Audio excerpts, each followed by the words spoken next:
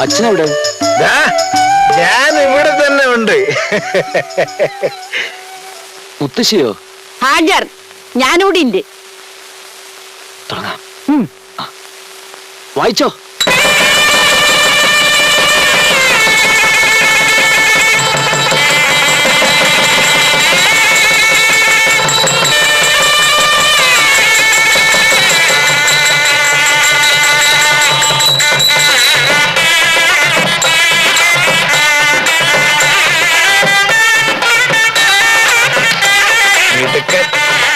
മിടുക്കൻ, നീയാണടാ ശരിയായ വേലായുധം കുട്ടി.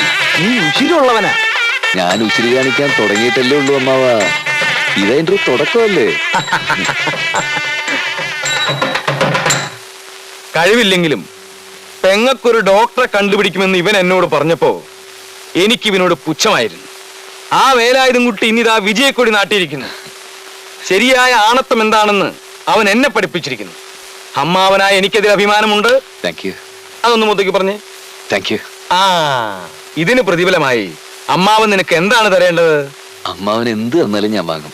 എന്നാൽ ഈ കൂടി നിൽക്കുന്ന സർവരെയും സാക്ഷി നിർത്തിക്കൊണ്ട് പരസ്പരം ബദ്ധവൈരികളായി നിൽക്കുന്ന കളരിക്കൽ കിഴുക്കാന്തൊടിയിൽ ശങ്കരൻകുട്ടി മേനോൻ അവർകൾ പണ്ടാരവളപ്പിൽ വേലായുധം കുട്ടിയോട് പറയുന്നു. എന്തു പറയുന്നു?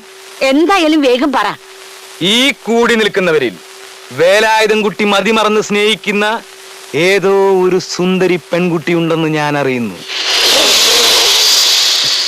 സത്യമാണ്, ഉണ്ട്. അവൾ ഏതാണെന്ന് ധൈര്യത്തോടെ നീ ചൂണ്ടിക്കാണിക്ക്. ഈ നെഞ്ചിൽ ജീവനുണ്ടെങ്കിൽ അമ്മാവൻ ആ കല്യാണം നടത്തിത്തരും.